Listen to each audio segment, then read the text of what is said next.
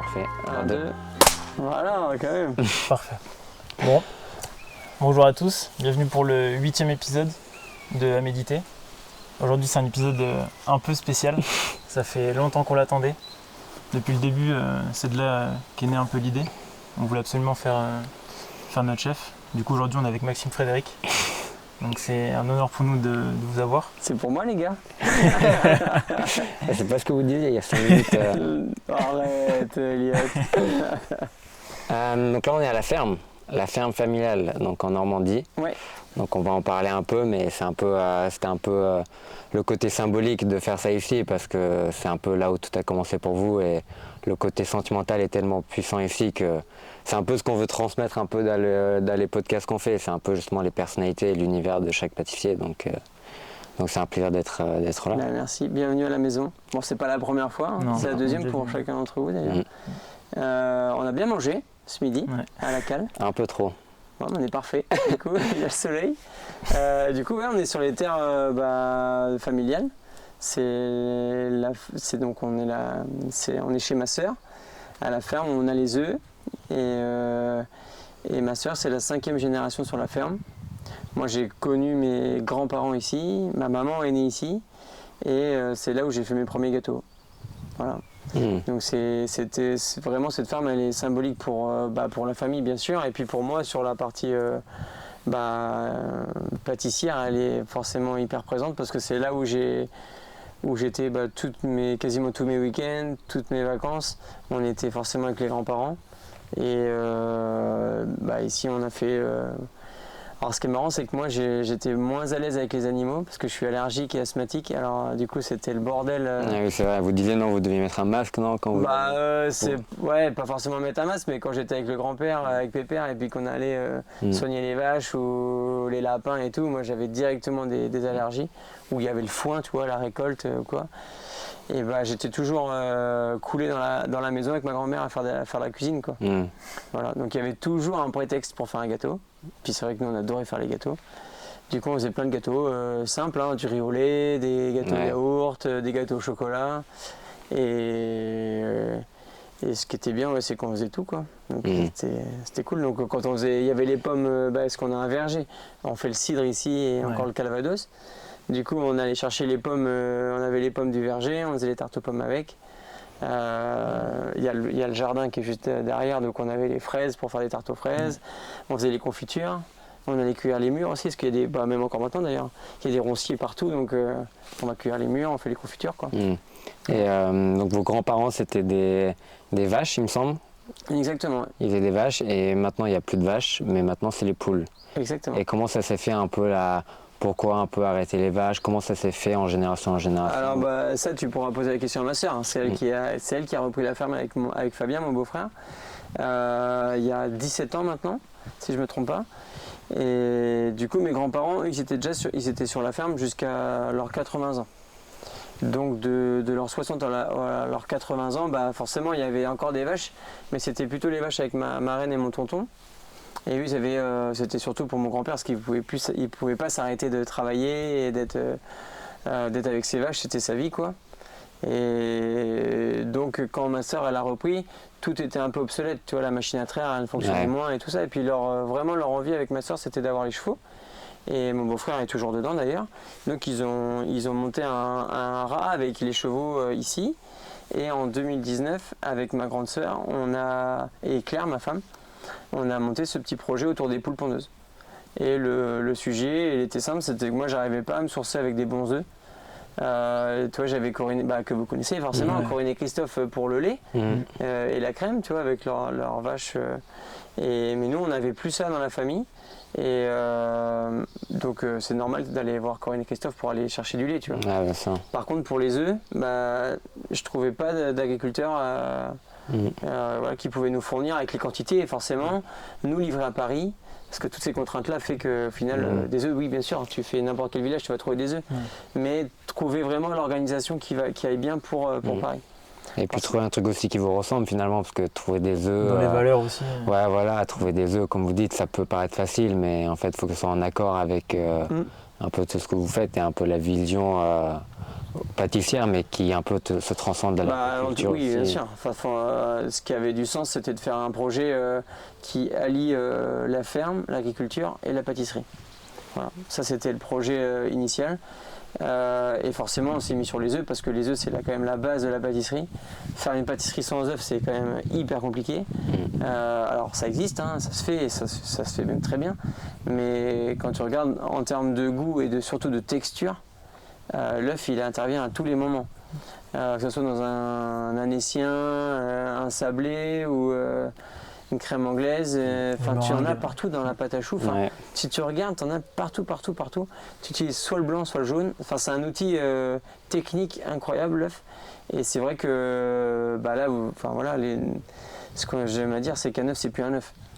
Et quand on a commencé à se pencher sur le projet avec ma sœur, il faut savoir que ma sœur, elle avait peur des poules. Et c'est moi qui lui ai proposé de faire des œufs. Parce que forcément j'en avais l'utilité, du coup je trouvais que ça avait du sens. Et du coup ma sœur, elle a vaincu sa phobie des poules, même si on a toujours eu des poules à la ferme, mais elle a vaincu quand même sa phobie. Parce que maintenant elle doit aller chercher les œufs, t'es au milieu du poulailler, t'es obligé là. t'as pas intérêt d'avoir peur des poules. Au-delà d'aller chercher les œufs, il faut que tu prennes soin de tes animaux. En fait la règle d'or de l'élevage, c'est d'aimer les animaux. Voilà. Donc en fait, ma sœur, d'abord elle a commencé dans les vaches. Parce qu'elle a fait toute sa formation agricole, et après elle s'est orientée dans les chevaux puis dans les poules. Mais la base fondamentale, c'est d'aimer tes animaux. Si tu les aimes pas, tu pourras jamais faire quelque chose de bien, quoi. Voilà. Parce que les poules, elles te donnent des œufs, mais que s'il y a de l'amour, hein. Si tes poules elles sont maltraitées, elles donneront jamais un œuf, quoi. Donc forcément c'est tout l'écosystème qui va autour de ça, quoi. Et donc quand on a penché sur l'histoire des œufs et des poules, en fait on a découvert un monde où juste des poules, c'est pas des poules rousses qui pondent des œufs roux, quoi. Alors on savait déjà, parce qu'on avait déjà des vieilles poules avec mon grand-père, mais on s'est vraiment penché sur la question, et moi je me suis penché vraiment à fond. J'ai été voir des collectionneurs de poules, comprendre ce que c'est une poule pondeuse, qu'est-ce qu'il y a comme histoire autour de tout ça. Et en fait, l'histoire après qu'on a voulu mettre en place ici, c'était de faire aussi quelque chose qui ait du sens au niveau, pas génétique, parce que c'est nul comme mot, mais historique, ou en tout cas qu'on fasse pas un œuf pour faire un œuf. Ouais, bien sûr. Voilà. Et donc c'était qu'est-ce qu'on raconte sur notre ferme, qu'est-ce qu'on veut dire à travers ce projet-là. Et donc c'est vraiment devenir un conservatoire de poules, où on a plein de variétés de poules anciennes. Vous les cassez tous les jours, les œufs, mais vous avez des coquilles chocolat, des coquilles rousses, des blanches, des vertes, des bleues. Et en fait, même nous, on a découvert ça avec ma grande sœur, on a redécouvert certaines facettes. Et après, on a fait vraiment une collection de poules de chaque. Et voilà, on a monté des petits poulaillers, on a pris l'enclos, on va aller voir, hein, mais c'est la parcelle de Pépère la plus éloignée de la ferme, dans le vallon, qui est à côté de la forêt. Et là, on a fait 3 parcelles avec nos poules. Souvent, les gens, ils voient un peu le livre ou quoi, ou les photos sur Instagram, ils me disent, mais les œufs, ils sont vraiment comme ça? Et je leur montre et je dis vraiment, tous les jours, on va aller en chercher. Des fois, même on reçoit les œufs. Alors je sais que c'est vendu à l'unité, mais des fois c'est un œuf comme ça, et des fois t'en as un comme ça. Les couleurs surtout qui changent les couleurs. Après, ça devient une beauté, juste les œufs, quoi. En fait, mais ce qui est beau, c'est que c'est la nature. Ouais. Et en fait, c'est ça aussi le message, c'est de se dire que, en fait, même à nous pâtissiers, on utilise des œufs tous les jours. Et on a redécouvert ce que c'était un œuf. Et en fait, tous les pâtissiers qui rentrent dans l'équipe, quand ils voient les œufs, tout le monde redécouvre ce que c'est un œuf. Et en fait, quand tu bois une gorgée de lait des vaches de Corinne et Christophe, tu te dis la même chose. Ah la vache, trop. Ah oui, ça c'est du lait. On en a parlé la dernière fois, justement, on va reparler un peu de Corinne et Christophe, mais on est devenu un peu normalisé à ça, mais du coup, nous, on reçoit les seaux, donc du lait fermier, donc de Corinne et Christophe. Donc forcément, le lait, il n'est pas pareil en été, en hiver, ça dépend ce que les vaches elles broutent. Et en fait, même chez moi, je me retrouve à ouvrir une brique de lait que tu achètes dans le supermarché. Je me dis, putain, le truc est blanc. Et il est un peu translucide, un peu flotteux. Ça n'a rien à voir. Il n'y a pas de vie. Ça n'a rien à voir. Et c'est ça, en fait, quand tu comprends qu'un œuf, c'est plus un œuf, une poignée de farine, c'est plus une poignée de farine, Une poignée de noisettes, c'est plus une poignée de noisettes. Quand tu te mets ça en tête et que tu vas chercher vraiment dans le détail du produit, et bah, tu te mets un peu comme un cuisinier aussi. Parce que c'est vraiment l'ADN de la cuisine, c'est d'abord la matière première. Et moi j'ai le souvenir de l'émission de Joël Robuchon, Bon Appétit bien sûr, qui est pour moi une référence à ce qui m'a donné après le pied à l'étrier de ce monde. Parce que forcément quand tu es à la campagne comme ça, déjà Paris c'est difficilement la France. Alors j'avais la chance avec mes parents de pouvoir quand même sillonner un peu la France tous les ans. Donc on allait tous les ans à Paris, donc Paris on était un peu quand même sensibilisé à cette ville. Mais pour un agriculteur, Paris c'est pas la France. Voilà. Et je sais plus ce que je voulais. Bah, vous disiez Corinne et Christophe, justement ils sont pas très loin d'ici en plus, ils sont en Normandie. Et quand vous les avez rencontrés au Georges V, vous leur avez fait venir, il me semble. Et quand ils sont venus pour la première fois au Georges V, justement, comme vous disiez, c'était un peu les Normands qui sortaient un peu de leur Normandie, qui arrivaient à Paris. Et pour eux, c'était. Mais à la fois, moi, je le savais. Parce que forcément, moi, je suis d'ici, donc. Et tous mes amis d'enfance, ils sont restés à Paris.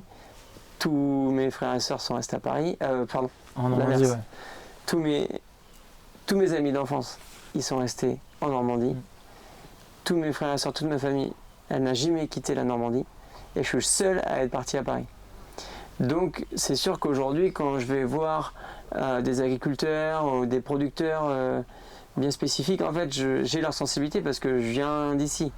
Donc je connais forcément leurs difficultés parce que de base, maintenant je suis agriculteur, donc je connais aussi tout ce qui fait la difficulté de ce métier, mais aussi tout ce qui fait la beauté de ce métier. Parce que l'agriculture, c'est un super métier. Mais il faut le prendre avec un angle subtilement différent de ce qui se fait aujourd'hui d'une manière traditionnelle. Mais si tu le prends d'un autre angle, en fait c'est magique. Quand tu prends l'angle de la ferme à la pâtisserie ou de la ferme à l'assiette, et ça fait tout son charme.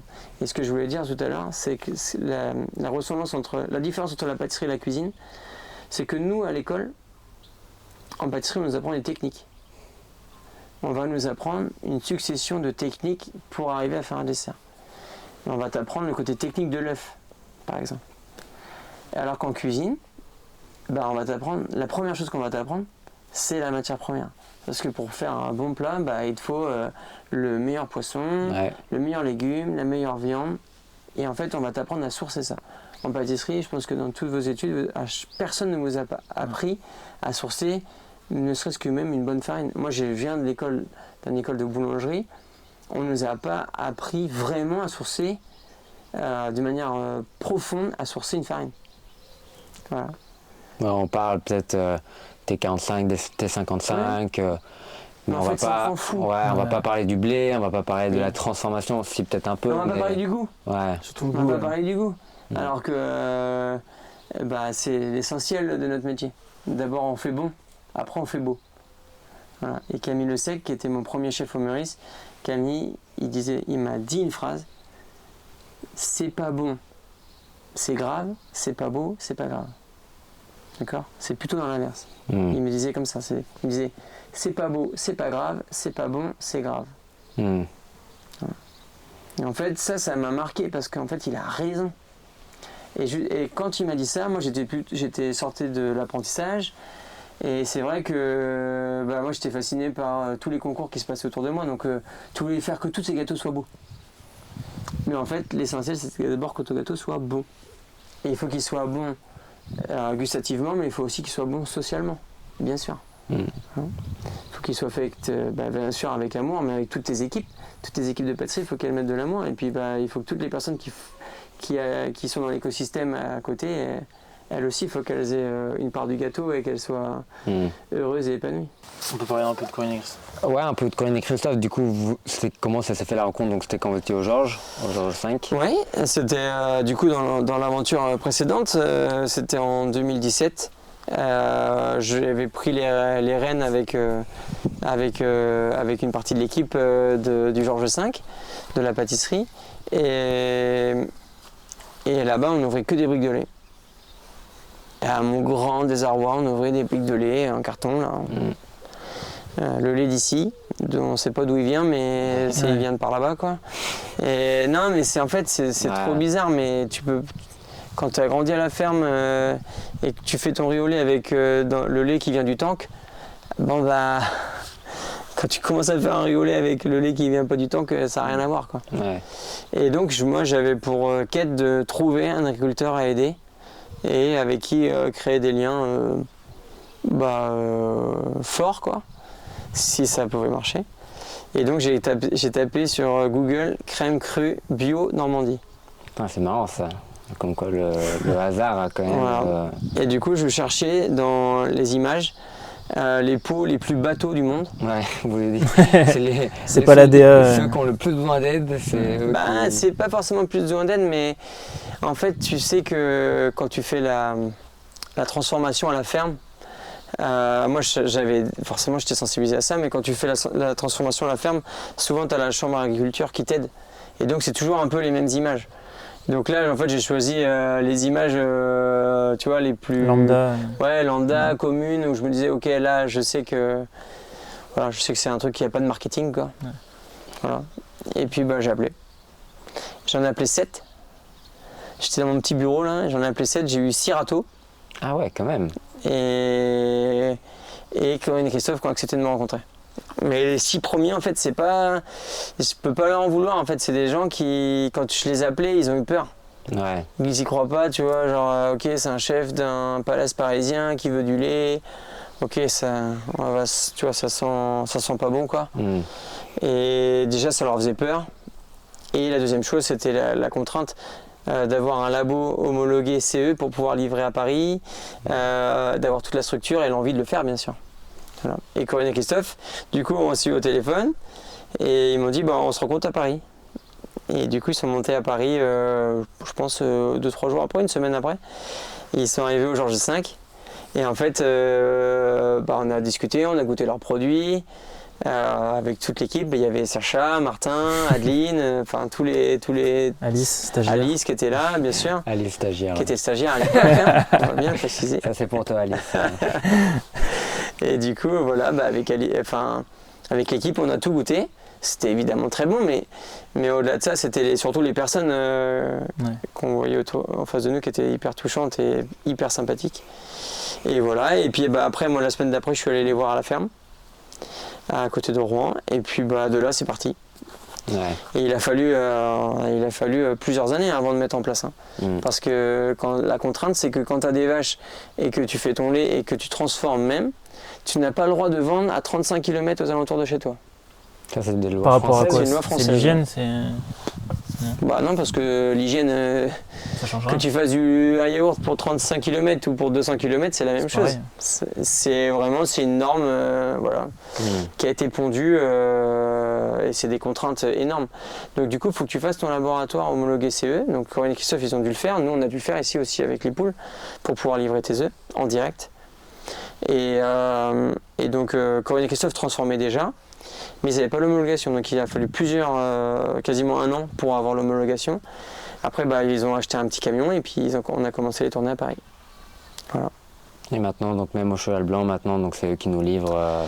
Oui, maintenant à l'hôtel, c'est une base. C'est travailler avec le lait de la ferme de Corinne et Christophe, avec dans toute notre pâtisserie, mais aussi dans la chocolaterie. Et au tout Paris aussi. Et au barista. Au barista. Voilà. Et c'est vrai que c'est marrant parce qu'en fait la démarche elle est intéressante parce que oui, le lait n'est pas toujours pareil et oui, ça va nous arriver, des fois on va recevoir un lait, on va se dire c'est un bizarre, la pâte à choix elle marche pas bien ou quoi.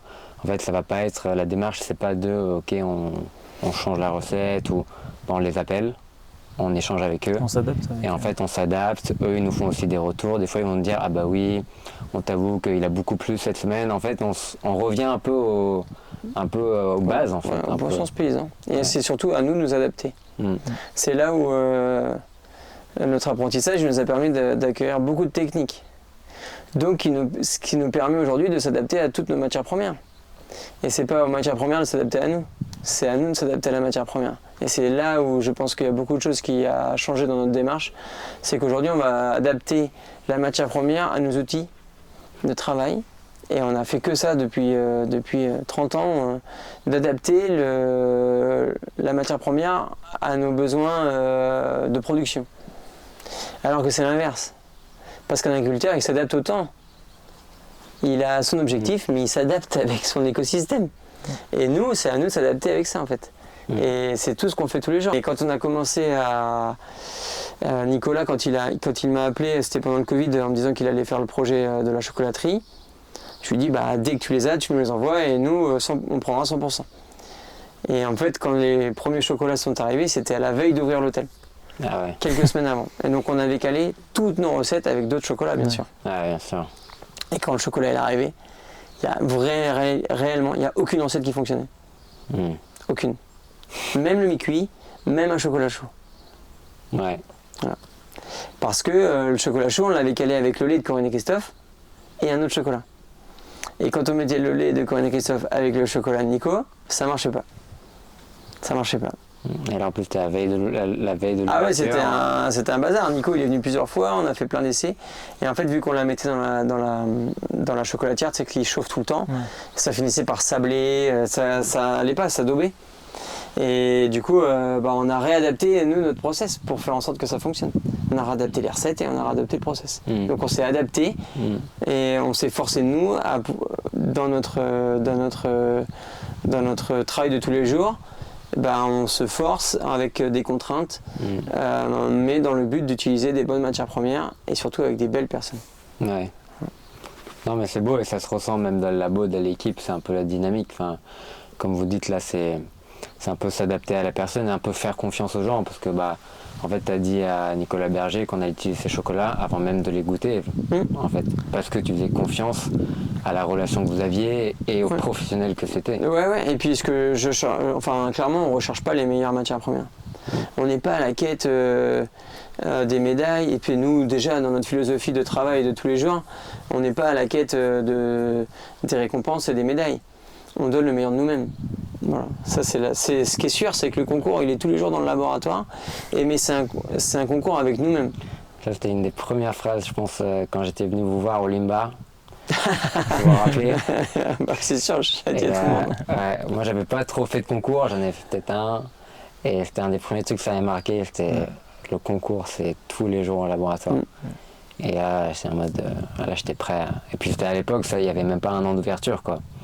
Donc c'est pas que c'est moins la guerre maintenant, mais c'était différent. Maintenant c'est plus stabilisé. Stable, ouais. Ah oui. Parce qu'encore à l'ouverture, il y avait encore entre guillemets toutes les preuves à faire. Enfin, il y a tous les directeurs et même le chef d'Onkel qui avait misé beaucoup sur vous et sur votre équipe. Et pour légitimiser tout ça, il a fallu faire des preuves, quoi. Ouais, mais ça s'est fait par le travail et par l'envie de bien faire. Hein. Mais de toute façon, c'est un super collectif. Puis Cheval Blanc, tous les projets que l'on gère, parce qu'on peut plus dire Cheval Blanc, parce qu'il y a Cheval Blanc, Louis Vuitton et Plein Cœur. Mais pour moi, c'est une seule et même famille, une seule et même équipe, parce qu'on est tous issus du même grain et on a surtout tous la même philosophie. Voilà. On est tous, toutes les équipes sont dans la même dynamique de donner le meilleur, que ce soit pour un palace, pour une maison de luxe comme Louis Vuitton qui est exceptionnelle, et pour une petite boutique de quartier. Voilà. L'engagement il est le même, c'est de rendre les gens heureux. Ouais. Et, mais tu peux pas rendre les gens heureux si les gens, en tout cas moi c'est hyper compliqué pour moi de le faire comme ça. Si les gens avec qui je travaille sont pas heureux, je peux pas être heureux. Moi. Voilà. C'est le collectif, si le collectif est heureux, épanoui, alors là à ce moment-là c'est là que je trouve mon bonheur. Et du coup si je travaille si on met du lait mais qu'il n'a pas de sens, à ce moment-là je peux pas être heureux en fait. Je suis pas heureux à voir mon équipe pendant 4 ans, on a ouvert des briques de lait avant de travailler avec Corinne et Christophe, je peux te dire que moi j'étais pas heureux. De voir mes équipes ouvrir des litres et des litres et des litres, c'est des centaines de litres par semaine qu'on passe, j'étais pas heureux. Travailler avec un chocolat aujourd'hui, tu vois, qui est fait d'une manière artisanale. Puis Nico, vous avez fait à méditer avec lui, donc Ouais. faut le regarder. Même si le son est bien, Nico, je te rends hommage sur cette vidéo. Je les ai tannés pour qu'ils changent Nicolas. leur système de son. Non, mais on reviendra en partie 2. Voilà, partie 2 C'est chez une Nico. invitation, c'est une. Partie 2 chez Nico. On ira voir les plantations. Ouais, exactement. Ouais, c'est fou ça, les cacaoliers. Ouais. Mais Mais oui, comme vous disiez, on a vu de la vidéo, en fait, il fait tout lui-même. tout est fait d'une manière artisanale. Et en fait, ça a du sens derrière. Moi, ces gens-là, ils me donnent. Toutes les personnes, tu vois, Yannick et Laurent sur la noisette, Marine, Alofa, tu vois, pour le miel, enfin Olivier pour les farines, etc. Enfin, tu vois, il y en a des dizaines et des dizaines et vous les connaissez tous. Et ben, ces gens-là, moi, ils me donnent confiance. Tu vois, de les avoir au téléphone, un petit message de temps en temps, recevoir la matière première. Avec ça, je suis serein. Parce qu'en fait, je sais qu'on a déjà toutes les clés pour bien faire. Après, il n'y a plus qu'à nous d'y mettre du nôtre et puis de faire en sorte que ça marche. Mais en soi, on a toutes les clés pour que ça fonctionne. Voilà. Ouais. Et vraiment, moi, ça me transcende. Enfin, les relations qu'on a tous ensemble, que ce soit avec l'équipe ou avec justement toutes les personnes avec lesquelles on travaille à côté, ça me transcende, ça me booste et ça me donne aussi le sens des responsabilités. Parce que forcément, si nous on se plante, on plante tout le monde. Aussi, on a vraiment ce sens-là. Quand tu ouvres un seau de lait, c'est un acte citoyen. Toi, c'est ce que je dis, mais tout ton seau de lait, c'est un vrai acte citoyen. Tu fais ça dans une dynamique d'une agriculture qui est incroyable. Chez Corinne et Christophe, c'est que des vaches jerseyaises. Tout est en bio depuis des dizaines d'années. Le lait, il est incroyable. Maintenant, tu goûtes un cappuccino avec le lait de Corinne et Christophe et sans. Ouais. Il n'y a plus rien à voir. Et c'est ça, moi, qui me fascine. Voilà. Et je m'en fiche que ce soit le meilleur lait du monde, je m'en fiche que ce soit le meilleur café du monde, que ce soit le meilleur chocolat du monde, mais par contre, je sais que ce sont des très très belles personnes. Voilà pourquoi je m'attache à ça, et voilà pourquoi je mets autant aussi d'intensité et de rigueur dans l'équipe. Dans cette quête de la matière première. Et ok, les abricots ils sont pas parfaits, bon comment on fait? Ok, les pêches elles sont un peu jeunes, ok, bon on attend, tant pis, on n'a pas de pêche, mais c'est pas grave. Tu veux dire qu'on n'a pas les pêches de Yannick, on mettra pas de pêche à la carte. Et c'est la saison et c'est l'agriculteur qui nous dicte aussi notre carte. Et c'est à nous de nous adapter. Quand on fait la carte des brunchs, non mais c'est vrai, c'est toujours un sujet épineux. C'est un beau sujet parce que justement, tous les mois ça change, le brunch au Cheval Blanc. Et donc tous les mois, il faut suivre le cours de la saison. Et on sait que chaque mois, il y a les mêmes fruits qui reviennent, il y a les mêmes produits qui reviennent. Donc ouais, c'est vrai que c'est un challenge et à la fois c'est une aubaine de valoriser des belles personnes dans la saison. Là, il va y avoir les figues bientôt. Les figues, justement j'ai eu Yannick Colombier au téléphone. Il m'a parlé aussi qu'il va avoir des super raisins. Bien sûr. Du coup, en fait, on sait déjà, c'est pas moi qui dis, c'est presque pas moi qui décide en fait qu'est-ce qu'on va mettre dans le bol du fruit du petit-déj. En fait, c'est la saison et c'est l'agriculteur. En fait, il me dit j'ai ça qui est super, moi je goûte, ok vas-y c'est parti quoi. C'est trop bien. Ça c'est beau ça. Ouais. Et c'est rare du coup. Parce qu'en pâtisserie c'est quand même. C'est hyper commun en cuisine, forcément. Mais c'est pas du tout commun en pâtisserie. Et moi je trouve que c'est ce qui fait aussi notre force dans notre équipe, c'est qu'on est vraiment ce lien étroit de plus en plus d'ailleurs. Plus les années passent et plus les équipes se rapprochent des gens. Voilà, parce qu'on s'y rend, parce qu'on va on les rencontre, on discute avec eux, on apprend à les connaître. Et puis forcément les années font aussi qu'on sait mieux aussi ce que l'un a besoin de l'autre. Donc voilà.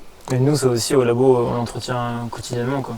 Rien quand on casse les œufs, quand on fait la mission Clarif tout le temps, quand on ouvre les seaux de lait. Combien tu clarifies d'œufs? Ça c'est important peut-être de savoir combien tu as semaine, de livrer. Non tu dois plus en faire beaucoup toi. Non maintenant c'est fini. C'est la star.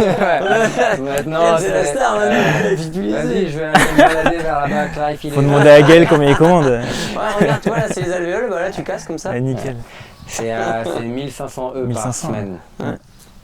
1500 œufs par semaine. Donc là, qui quand on les rentrent casse, dans le labo du Cheval Blanc et qui sont clarifiés. Et que pour la pâtisserie. que Ouais. pour la pâtisserie. Donc maintenant il y a la cuisine, les petits déjeuners, tout ça. C'est, Voilà. je sais pas. Et t'as combien Louis Vuitton ils de l'autre prennent. côté, il y a Louis plein Vuitton de de l'autre côté. J'imagine plein cœur. Enfin tout ça. C'est génial. Vous avez parlé un peu aussi de Yannick Laurent, les noisettes. Laurent, et pour les noisettes, hein. Les noisettes, moi aussi j'ai eu la chance de Ouais. venir. 24 heures, bon, on n'avait pas de voiture, c'était un peu On a aller-retour avec Sacha. un aller-retour en Sacha. Et du coup c'était plutôt. C'était beau aussi à voir parce que c'était un projet de plus enfin justement à être à la rencontre de ces personnes-là. On a été accueillis pour un repas, mais j'en garde des souvenirs presque comme les repas de famille quoi. Ouais. Parce que les échanges avec ces personnes et tout, elle est magnifique quoi. Genre, bon, Déjà c'est des amours. Christine, Soso, c'est les deux femmes de Yannick et Laurent. C'est des amours, ça c'est la première chose. Et puis avec eux j'ai redécouvert ce que c'était une noisette. Et eux ils ont découvert ce que c'était une noisette aussi du coup. Parce que comme beaucoup d'agriculteurs en fait tu fais une agriculture mais tu sais pas pourquoi c'est fait. Elle n'a pas de sens. Toi Yannick et Laurent ils faisaient des noisettes, c'est toujours les mêmes d'ailleurs, hein, c'est toujours les mêmes noisettes. Mais ils ne connaissaient pas la noisette. Et moi je me rends compte que je connaissais rien à la noisette non plus. Pour autant ça faisait plus de 10 ans que je travaillais à Paris et que je travaillais des noisettes. Mais on dit tous noisette du Piémont, noisette du Piémont, noisette du Piémont. Après quand tu rentres dans le détail de la noisette du Piémont, tu te rends compte que ok, si tout le monde met noisette du Piémont, personne n'en a. Parce que c'est tellement petit la culture. C'est déjà tellement cannibalisé par les industriels les quantités qu'en fait il en reste très peu. Et donc pour avoir de la vraie noisette cultivée dans le Piémont, il faut avoir les contacts, il faut avoir les entrées. Sinon c'est ce que disent les... faut pas se relire mais bon. Voilà, mais la noisette à partir du moment où elle passe dans le Piémont, c'est une noisette du Piémont. Voilà. Donc si le camion il passe par là. Si le camion passe par le Piémont, puis il va C'est partir de Piémont. la Turquie, petite voilà, j'ai aller-retour en C'est pas Italie. ça, c'est pas moi qui l'ai dit. Non, ça c'était, en tout cas c'était à une époque. Ouais. À une époque, c'est vraiment ce qui se disait dans le Piémont. Maintenant, je veux pas parler pour eux. En tout cas, ce que je sais, c'est de parler vraiment des choses qui sont faites à la ferme. Et on a 7 variétés de noisettes du coup avec Yannick et Laurent. Et moi, j'ai redécouvert ce que c'était une noisette du coup. Parce que entre une noisette poétette, une corabelle, une tonda, en fait, il n'y a rien à voir. Et tu as des noisettes qui aiment la torréfaction et des noisettes qui n'aiment pas la torréfaction. Et ça, j'ai appris que par les noisettes qui arrivent au labo, et tu les mets à torréfier, tu goûtes, tu regardes, et en fait, tu t'adaptes avec ça. Et du coup, maintenant, on fait un peu comme des cépages dans le vin, on mélange. On fait certaines recettes qu'avec une variété, puis il y a d'autres variétés qu'on fait des mélanges.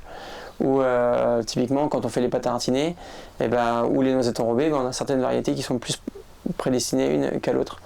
Et tu vois, une corabelle, par exemple, ça a horreur de la torréfaction. C'est une noisette qui se mange de base en coque. Quand tu la trouves au marché, elle est en grosse. C'est des grosses coques. Tu les casses et tu manges la noisette comme ça. Ça, c'est souvent la corabelle qui est mise dedans, ou la hénisse. Et ces deux noisettes-là, du coup, elles n'aiment pas du tout la torréfaction. Elles sont bonnes, fraîches. Elles ont plein de saveurs incroyables. Et à partir du moment où tu pousses la torréfaction un peu plus, toutes les petites saveurs délicates, il ne reste plus rien. Il reste, c'est l'amertume qui arrive en fait. Du coup, tu t'adaptes, donc tu fais une torréfaction beaucoup plus douce et longue pour avoir une noisette qui soit du coup bien sèche quand même, bien croquante et qui va bien huiler quand tu vas la mixer. Mais dans l'idée, tu la traites comme ça. Alors qu'une tonda ou une poétette, elles s'expriment, leur caractère s'exprime, leur goût s'exprime avec la torréfaction. Donc là, pour le coup, tu torréfies un tout petit peu plus. Et du coup là tu as des saveurs incroyables. Et quand tu ouvres là les noisettes hachées, le sachet de noisettes hachées, les noisettes sont fraîchement sont fraîchement cassées de la ferme. Elles arrivent à Paris, elles sont torréfiées, elles sont concassées direct, on les met dans le sac sous vide et on les livre à l'hôtel. Et du coup, tu ouvres le sac, l'odeur. En plus avec l'atelier plein cœur des noisettes, maintenant vous transformez tout sur place. On va y aller non après. On va y aller. On va y aller. Là l'épisode il va durer. C'est l'épisode numéro 2. Ouais, exactement. L'épisode la suite. Faudra faire Cheval Blanc, Louis Vuitton, plein cœur, l'atelier. Voilà. Les noisettes. On a du taf. Voilà, et on a du boulot. L'idée, c'est qu'on découvre tout l'écosystème qui tourne qui est autour de nous. Et c'est marrant, vous avez dit un peu, vous n'êtes pas du tout à la quête de médailles ou de trophées. Le but, c'est de donner les meilleurs de soi. Et finalement, vous en avez vu quelques-uns des trophées, malgré tout. On a vu récemment, en étant le meilleur pâtissier du monde, Maxime Ferry. Tu vois très bien à quel point ça marche. J'adore. Pareil, avec les 50 Best, il y a eu des beaux prix. Est-ce que vous, j'imagine plus que pour vous, ça doit être pour les gens autour de vous que ça rend heureux, que ça doit... Voilà. Bah, tu me connais du coup bien maintenant. Mais bien sûr, je suis hyper heureux de ça. De ces titres, forcément. Moi, j'ai toujours rêvé des meilleurs ouvriers de France. C'était vraiment de base parce que forcément, je regardais Bon Appétit, bien sûr. Bon Appétit, bien sûr, déjà c'était Joël Robuchon, meilleur ouvrier de France, bien sûr. Et puis, je regardais aussi Gourmet TV. Ça existe, je pense même plus que ça existe ce truc. Mais c'était sur le câble. Et du coup, moi, t'imagines bien, au collège, tout le monde se moquait de moi. Je regardais Bon Appétit, bien sûr. Sur Skyrock, ça passe encore. Où ils disent Bon appétit, bien sûr. Tu l'as pas, ça? J'ai Sur pas. Skyrock. Sur Skyrock. Je vais te la retrouver. On va mettre l'extrait. Je vais te retrouver. Ils se foutaient de la... Du coup, moi, quand j'étais au collège, sur la route, toi, tout le monde écoutait la radio dans la voiture. Et si tu mettais Skyrock, ils se moquaient de Joël Robuchon, de Bon Appétit, bien sûr.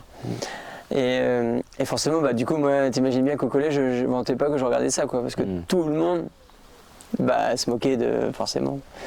Mais moi, je regardais ça, et le mercredi, dans la Bon Appétit, bien sûr, c'était le dessert. Du coup, tu n'avais pas encore les replays au tout début. Du coup, il fallait que tu notes la recette en rapide et tout, puis je la refaisais. Voilà. Après, il y a eu les premiers replays sur Internet, tu sais, où tu avais l'abonnement AOL, là, où tu avais 2 heures par mois. Et du coup, c'était les premiers streamings, c'était de regarder Bon Appétit, bien sûr, en replay.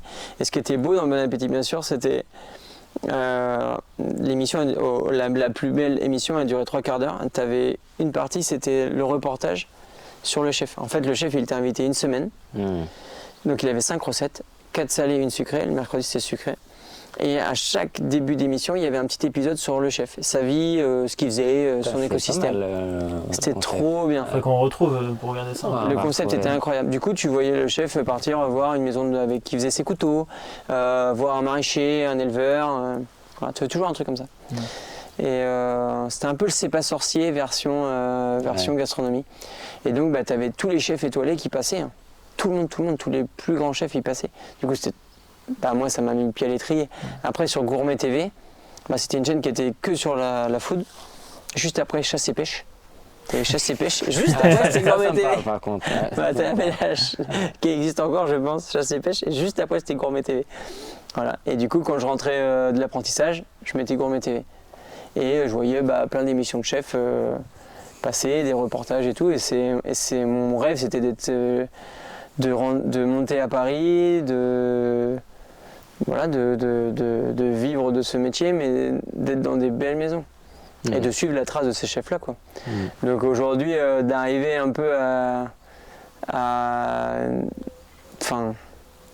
les jeunes, tu vois les jeunes qui arrivent et qui te disent que tu fais partie des référents de la pâtisserie, mais les anciens aussi. Ouais. Toi, les chefs que j'admire que j'admire encore, hein, bien sûr, hein, mais qui te mettent des super messages et tout, forcément, ça fait chaud au cœur.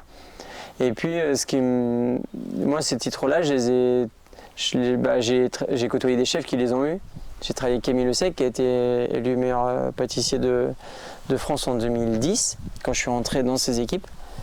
Et puis après, moi, j'ai travaillé avec Cédric Grolet, qui a eu tous les titres possibles et imaginables de la Terre. Et je l'ai accompagné aussi dans ces titres-là. Et ce qui était super, toi, je me rappelle quand Cédric a été... donc quand Camille Le Sec a eu son titre, moi, je venais d'arriver, donc j'étais petit minot. Mais quand Cédric, il l'a eu, j'étais tellement heureux. C'était en 2015. Mais j'étais tellement heureux qu'il ait eu ce titre-là, parce que c'était plusieurs années de travail à ses côtés. Et puis... ça payait là la reconnaissance de toute la profession pour Cédric, quoi. C'était trop bien.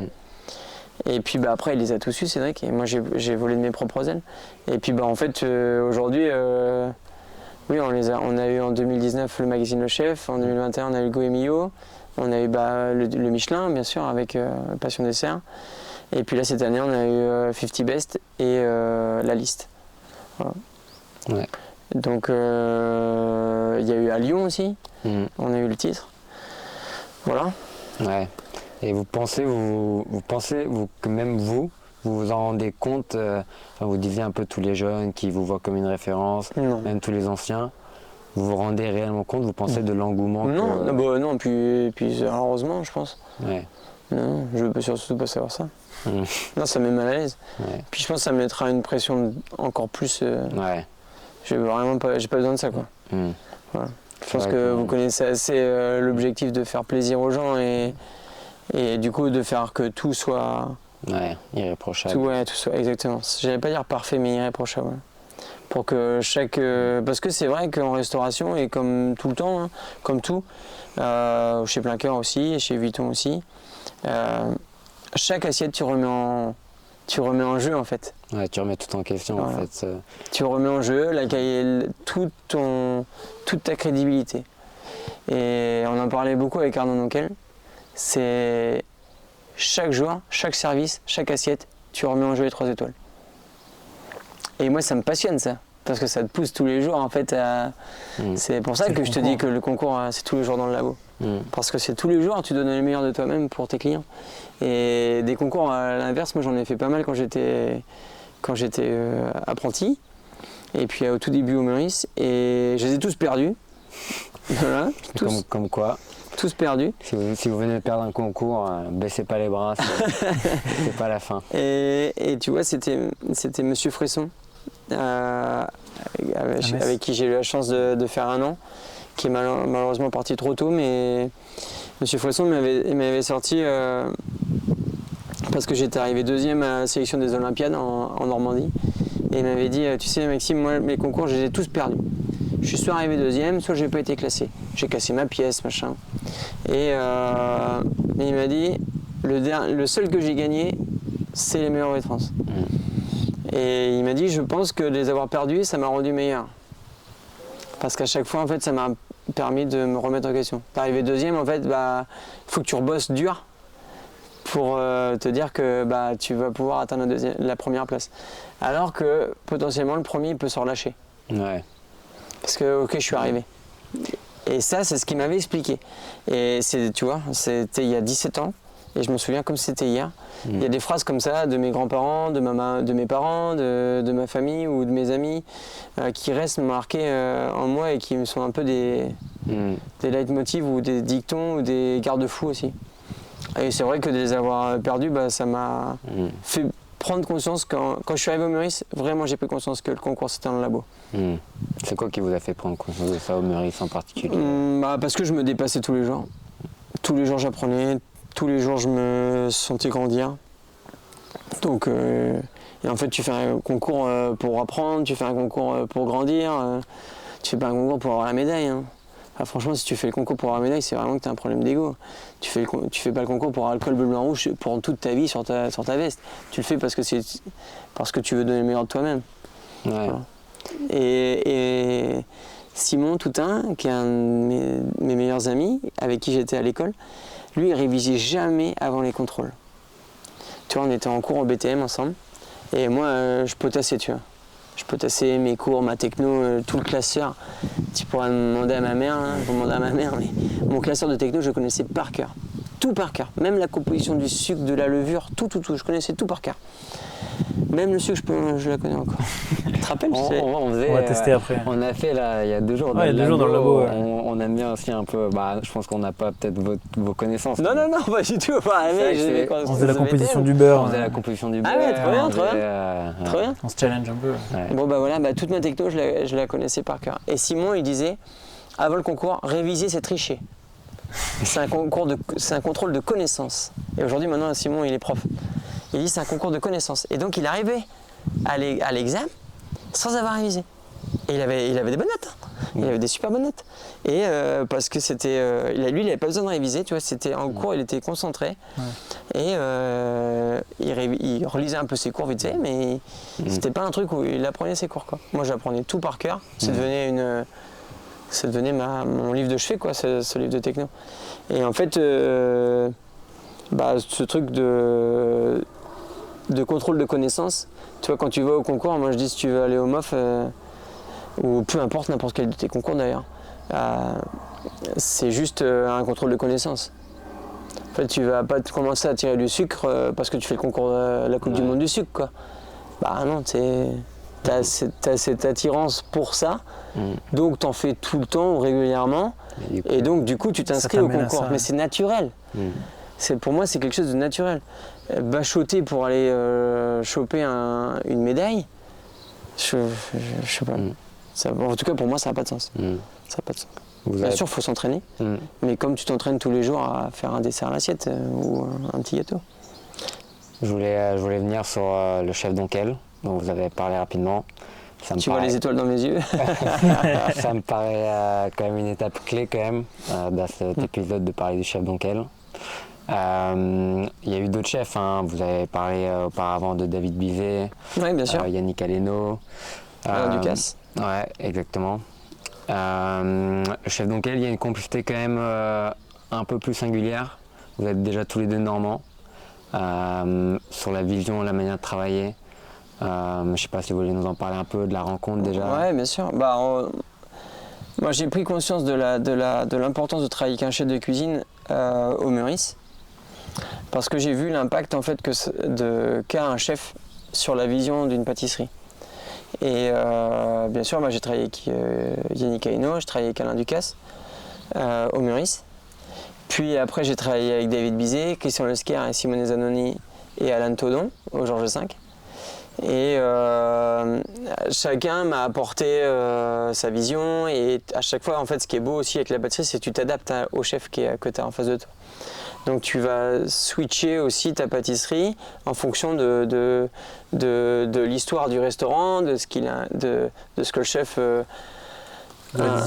sa vision dans la restauration. Donc, tu vois, travailler pour un Italien ou travailler pour un restaurant français classique, à chaque fois en fait tu t'adaptes. Et moi c'est ce que j'aime aussi, parce que tu explores toutes les facettes de la pâtisserie. Et donc j'ai vu aussi l'importance qu'a eu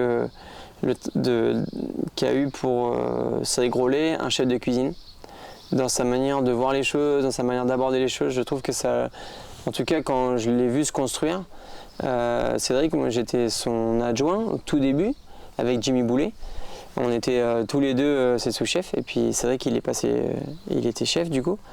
Et j'ai vu en fait un chef se construire, un chef pâtissier se construire, et puis j'ai vu aussi la complicité naître avec un chef de cuisine, avec Alain Ducasse, et du coup j'ai vu aussi ce que ça lui apportait, comment ça le nourrissait. Et du coup moi c'est vrai que quand je suis parti du Meurice, je voulais trouver un chef de cuisine avec qui construire, et je m'en fichais des étoiles, je m'en fichais d'un palace, je m'en fichais de tout ça, mais je voulais trouver un chef avec qui aller. Je suis arrivé au Georges V un peu malgré moi, parce que c'était vraiment l'hôtel que j'avais pas trop envie d'y aller, parce que la pâtisserie n'était pas vraiment mise en avant au Georges à l'époque. Mais David Bizet, j'ai eu un vrai coup de cœur pour ce chef. Et du coup, moi j'ai pris mon premier poste de chef avec lui. Et heureusement d'ailleurs que je suis allé au Georges, parce que c'est ce qui a fait aujourd'hui la beauté de notre équipe, parce qu'il y a encore bon nombre de pâtissiers de la maison qui viennent du Georges V. Et en tout cas qui ont fait leur premier pas dans l'équipe avec nous, quoi. Donc voilà, et donc du coup avec David, il m'a beaucoup aidé à prendre mon élan. Il m'a fait beaucoup confiance, il m'a beaucoup conseillé, mais dans l'oreille, tu vois, comme un grand frère, quoi. Ouais, c'est ça. Quoi. Mais il m'a beaucoup conseillé, et je me rappellerai toujours la première interview qu'il a fait sur l'orangerie. L'orangerie venait d'ouvrir. Moi je suis arrivé, on ouvrait l'orangerie pour mon arrivée en fait. Je suis arrivé pour ça. Et David Bizet, le premier interview qu'il fait, il parle de la pâtisserie. Et les photos qui sont diffusées, et les vidéos qui sont diffusées, à chaque fois il y a les desserts, et à chaque fois il y a l'équipe de pâtisserie. Et il parlait de nous. Et en fait, on faisait partie intégrante du restaurant au même titre qu'un directeur de salle et son équipe, qu'un chef de sommelier et son équipe. Toi, c'est vraiment 4 équipes hyper liées ensemble. Et ça, je l'ai eu la chance de le vivre avec David Bizet. Et du coup, je cherchais à reconstruire ça. Et c'est vrai que je cherchais pas du tout à partir du Georges, mais la rencontre avec Arnaud Nonquel a été fatale. C'est un véritable coup de foudre professionnel. Déjà, c'est un homme extraordinaire, mais ça, je pense que beaucoup de gens le savent. Mais la première rencontre qu'on a faite, qu'on a eue tous les deux, c'est autour d'un petit déjeuner avec Édouard Delaveau, qui était le numéro 2 de l'hôtel à l'époque, un ancien du Meurice aussi. Et on a fait un petit déj, on avait rendez-vous à 8h30. Mais la journée, je peux vous la raconter minute par minute. Minute par minute. Et du coup, moi, je suis arrivé à 8h15, j'avais mis ma petite chemise. Bon, j'ai pas mis de veste ou quoi, tu vois, ni de nœud-pape, pas de cravate, rien, mais j'avais mis ma chemise et j'avais mis une petite veste. C'était en mai. Ce qui est déjà un bel effort. Non, mais j'étais bien, quoi. Et moi qui suis tout le temps pile à l'heure, là, j'étais en avance. Le pile à l'heure, si je peux me permettre. 1 heure après. Un magicien n'est jamais en retard. Mais là, tu vois, j'étais là un bon quart d'heure avant. Et je suis arrivé. Et Édouard et Arnaud Nonquel étaient déjà au restaurant en train de prendre le petit-déj. En fait, ils m'attendaient. Ils étaient en train de boire un café. Ils m'attendaient. Je dis, non, mais je suis pas possible, je suis en retard. T'sais. J'avais la honte.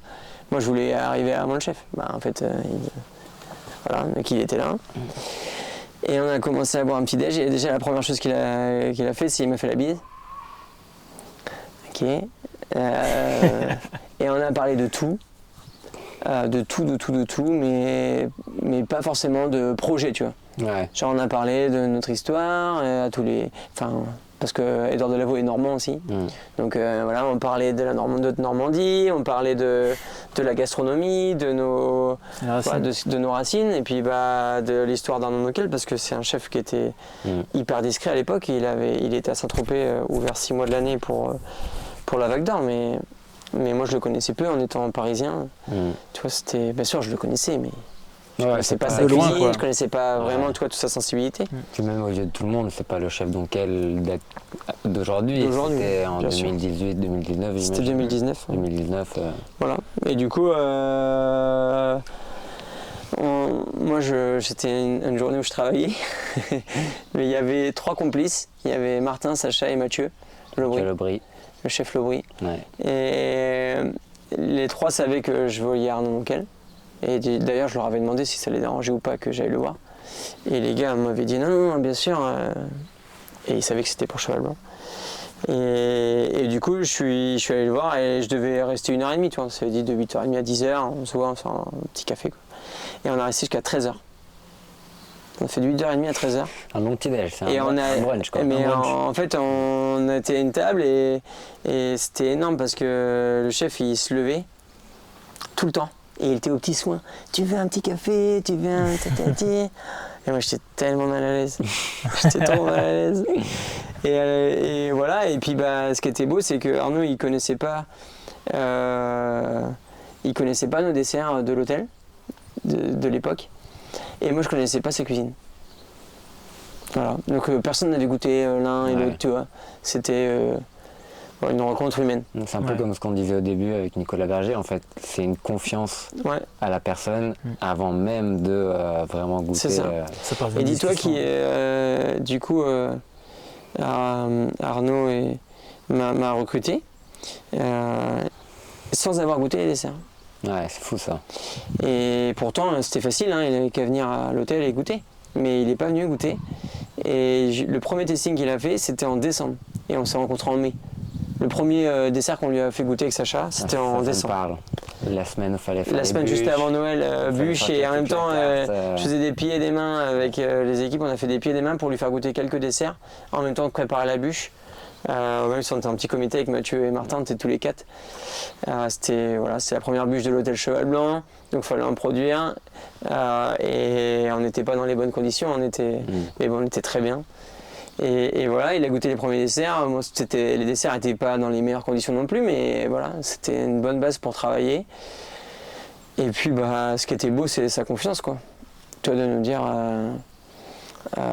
qu'il avait confiance en nous, que les desserts, les premières bases, ça lui plaisait. Et puis, c'était des bases qu'on faisait des anciens desserts. Donc, nous, on voulait tout changer et repartir sur une page neuve avec, en reprenant nos codes, mais en refaisant des choses vraiment uniques pour l'ouverture de Cheval Blanc Paris. Et ça s'est fait naturellement comme ça. Voilà. Mais ce que j'ai aimé, tu vois, c'est la première semaine à Saint-Tropez, où je suis descendu avec Sacha. Parce que vous êtes descendu voir justement un peu son univers. Voilà. Pareil, l'accueil. En fait, c'est surtout ça, tu vois, l'accueil est incroyable. Tu dis, on se connaissait peu, on s'était vu 3 fois entre deux. Pour boire des cafés, parler du projet Cheval Blanc, parce j'étais officiellement recruté. Donc moi, j'étais au taquet, tu vois, pour commencer à avancer tous mes trucs pendant mes temps off. Et on arrive à Saint-Tropez et Arnaud il me dit non mais tu dors à la maison. Du coup j'ai dormi à la maison. C'était dingue. C'était dingue. Et Sacha il dormait chez Augustin, le bras droit d'Arnaud. Je très bien. Alors on était accueillis à la famille. Et voilà, tu vois, c'est vraiment une histoire de familiale. Et quand je dis que quand tu rentres dans l'équipe, tu rentres dans notre famille, et tu rentres dans ma famille, c'est la réalité. Et j'ai trouvé ça aussi auprès d'Arnaud Nonquel, et c'est vraiment ce qui m'a motivé et encouragé à y aller.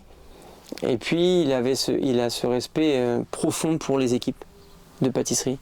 Il connaît les noms des pâtissiers, il s'intéresse à tout ce qu'on fait, il est curieux, et c'est vrai qu'il n'y a aucun dessert qui sort sans qu'il ne l'ait goûté.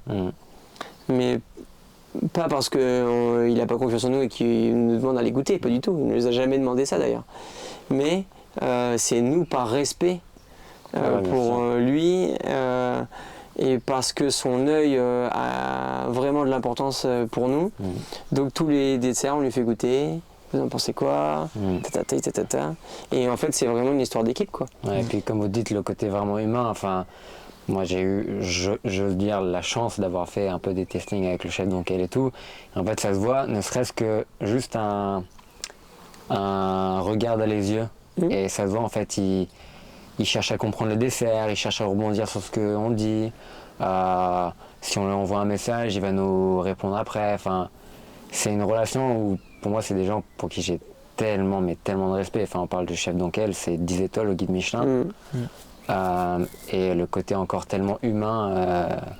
Ouais, puis réellement, il a vraiment rien à prouver, quoi. Il a rien à prouver côté humain et côté gastronomie. Mais pour le coup, en fait, tu sens vraiment que c'est ancré en lui la bienveillance, le respect, de rendre les gens heureux, en fait. Mais on se dit que c'est une relation grand frère, petit frère. Mais ouais, je pense que c'est pour moi vraiment c'est une personne qui compte énormément. Tellement. Et là, ça fait quelques semaines que je l'ai pas vu, et parce qu'il est à Saint-Tropez et c'est pendant le mois d'août, et du coup il reste 3 semaines à Saint-Tropez, et ça me manque parce qu'en fait c'est aussi un confident où quand tu as un peu de doute ou quoi, hop, tu parles, juste le fait de parler, boire un café. Rien du tout, quoi. Comme les producteurs, en fait, ils vous rassurent quelque part. Sa présence me rassure. Et en fait, c'est bizarre, mais moi j'ai besoin de ça pour être serein. J'ai besoin de savoir en fait qu'autour de moi tout va bien, en fait. Alors si je sais que les personnes, la vie est pas rose, hein. La vie elle est dure. Ma grand-mère qui me disait ça. La vie est dure, mais la vie est belle. Voilà. Donc on la voit dans cette beauté-là. Même si elle est dure, c'est normal du coup. Mais la vie elle est belle. Et du fait de savoir, les personnes qui sont autour de moi, les savoir en sécurité, mais dans le challenge aussi, parce que c'est pas parce qu'on est en sécurité et que tout va bien et qu'on est dans nos pantoufles. On grandit tous, on se challenge tous, on apprend, tous les jours on est dans la difficulté en fait, mais c'est ce qui nous fait grandir, et donc en fait c'est normal. Voilà. Et ça, moi, le fait que tout aille bien comme ça, et ben moi ça me permet d'être bien et du coup d'être au top pour nos clients, d'être au top surtout pour mes équipes. Voilà. Et on a parlé d'un coup de cœur, on va parler de l'autre coup de cœur, je pense votre femme quand même. Je pense qu'elle est avec, la Claire-Lise qu'elle est avec vous depuis 16 ans, on vient de les fêter là. Qui est avec vous depuis avant tout le monde. Et c'est marrant justement de voir un peu, on voit pas mal de les grands chefs, que ce soit Vincent Guerlet ou pas, qui avait sa femme avec lui dès le début. On a vu de l'épisode d'avant avec mes parents. En fait, ce soutien, j'imagine pour vous, il devait être hyper réconfortant aussi. Elle devait vous rapporter un peu de... Ouais, Claire, déjà, on se connaît depuis qu'on est enfant. Parce que sa maman est la meilleure amie de ma maman. Voilà. Nos mamans ont été auxiliaires puéricultrices à la maternité de Caen pendant 42 ans, toutes les deux ensemble. Elles sont meilleures amies du coup. La maman de Claire, c'est la marraine de ma grande sœur. Voilà. Et donc Claire, moi je la connais, on a 2 ans d'écart, donc je la connais depuis qu'elle est née. Et alors on était jeunes enfants et ados, donc on se voyait un peu de temps en temps, tu vois. Mais quand ma sœur s'est mariée, ici à la ferme, forcément Claire était là avec sa famille et on s'est vraiment rapprochés à ce moment-là. Moi j'avais fait tous les gâteaux et grand merci. C'est peut-être ça qui l'a séduit. C'est pas. Hein. Bon, à l'époque on n'était pas ensemble. Hein. Alors, on s'est mis ensemble 2 ans. Moi je pense 2 ans après. Hein. Ouais, je pense que c'est ça. On s'est mis ensemble quand j'avais eu 20 ans et elle 18 ans. Et voilà, du coup à ce moment-là on s'est vachement rapprochés, on est devenus meilleurs amis. Donc on allait tout le temps au cinéma, un petit resto, moi je venais d'avoir le permis. Donc c'était sympa, mais c'est vraiment une relation amicale. Hein. C'est vraiment une relation amicale. Et c'est une histoire de meilleurs amis qui se transforme en une histoire d'amour. Voilà, simplement. Pourquoi tu rigoles ? Parce que c'est un peu pareil avec ma copine. Ah, petit doudou. J'ai pensé à ma copine. Voilà, qui est aux huîtres aujourd'hui. Qui est aux huîtres aujourd'hui, exactement. Qui fait la marée. Exactement, à Cancale. Faut mériter les vacances. Elle travaille pendant que moi je... Oh, toi tu flânes. Toi tu médites. Exactement. C'est exactement pareil. Ouais. On était meilleurs amis aussi depuis qu'on avait 11 ans. Dans l'escarmouche. Ouais. Dans le mille. Ouais. Et du coup, Claire, elle m'a soutenu au tout début. Elle m'a connu à l'école de boulangerie, elle m'a connu passer mon BTM. Elle se moque de moi avec mes examens d'anglais. Elle se rappelle encore par cœur du texte que j'avais à réciter. Voilà. Elle se moquait de vous pour les émissions de télé à la radio que vous regardiez. Pas tant. Non, elle respectait beaucoup ça. Ouais. Et puis surtout, ce qui nous livre énormément, c'est déjà l'amour qu'on a l'un pour l'autre, mais aussi l'amour avec notre famille. Et puis la gastronomie. Ouais. Claire, c'est une épicurienne, elle adore, elle adore tout ça, quoi, tout ce qui est autour de la gastronomie et tout ce qui est lié à l'histoire. Claire, elle a fait l'histoire, elle a fait la Sorbonne et la fac d'histoire. Et du coup, moi, ça m'aide beaucoup parce que ça m'a beaucoup complété. Où moi, j'étais un peu geek, boulangerie, pâtisserie, chocolat. Et elle, complètement rien à voir. Du coup, forcément, Et puis, tous mes amis d'enfance n'ont rien à voir aussi. Et tous les amis de Claire d'enfance n'ont rien à voir aussi avec le métier. Et à part Lise, où son papa était boulanger. Et du coup, forcément, tout ça mélangé, ça t'aide aussi à sortir un peu de tes labos. Tu organises un petit voyage à Rome, parce que Claire... c'est son mémoire de fin d'études sur Rome, tu vois, tu fais des trucs comme ça et du coup à chaque fois c'était rythmé avec la gastronomie. Ouais. Voilà, on s'est fait nos premières vacances dans le pays de la Loire parce que j'ai écrit mon mémoire sur la bio et la pâtisserie. C'était l'agriculture et la pâtisserie, c'était ça mon mémoire de fin d'études en BTM. Donc c'est pour ça qu'aujourd'hui le livre plein cœur. Tout a du sens maintenant, c'est beau. Tu savais ça ? Non, je savais pas. Comme quoi on en apprend tous les jours. Voilà. Mon mémoire de fin d'études c'était l'agriculture et la pâtisserie. Le problématique, c'était comment ouvrir et créer un projet, un business autour d'une boulangerie, d'une pâtisserie 100% bio. C'était en 2017. Donc la bio, on n'en parlait pas du tout. Ouais, c'est clair. Et du coup, Claire, toutes nos vacances ont été rythmées par ça, tu vois. Sur à chaque fois la gastronomie, après on a fait la Bourgogne, et puis en fait, aujourd'hui on part jamais à l'étranger. toutes nos vacances elles sont en France, parce que déjà on aime profondément la France et le terroir. Et donc à chaque fois c'est rythmé avec une bonne table, bien manger, et à chaque fois on trouvait des agriculteurs. Tu vois Philippe Sébi, avec qui on travaille sur les framboises, c'est un week-end avec Claire et Johanna et François Daubinet. Ouais. Alors, on est partis tous les quatre se faire un petit week-end et on a rencontré Philippe, elle a quitté de ses framboises, ses agrumes incroyables qui sont sa passion. Hein. Et de là, hop, on s'est greffé, comment on peut faire pour travailler ensemble, et c'est marrant parce que maintenant c'est fait, tu vois. Mais d'appeler Philippe pour avoir des framboises, ça paraît naturel, mais c'est tellement plus facile d'appeler Rungis pour avoir des framboises. Voilà. Et tout ça, je trouve que c'est précieux et Claire elle partage tout ça, elle me soutient et puis aujourd'hui maintenant on a monté le projet des œufs avec ma sœur. Il faut comprendre aussi ce que Claire elle a fait hein, pour la famille.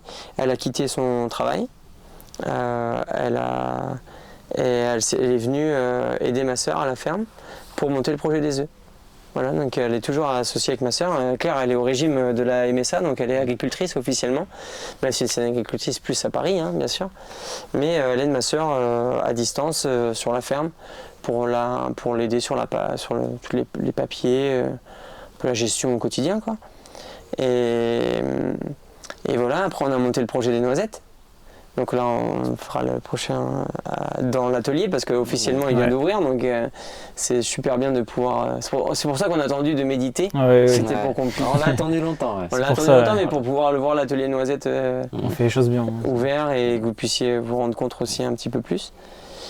Et puis bien sûr, Plein Cœur. Voilà. Et Claire, elle est associée dans la boutique de Plein Cœur. Et c'est marrant parce que quand on s'est mis ensemble, elle m'a toujours dit je ne serai jamais ta vendeuse dans ta boutique. Elle m'avait dit ça quand elle avait 18 ans et moi 20. Le cliché du couple.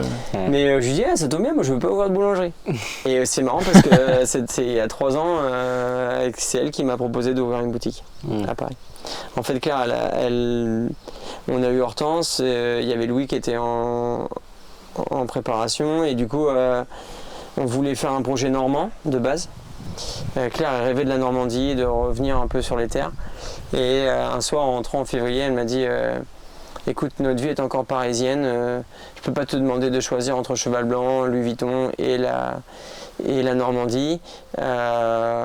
Tu vis ton rêve au quotidien, faisons un projet parisien. Moi ça me plaît de transformer les noisettes, tout le projet avec les œufs et tout, donc faisons un projet parisien.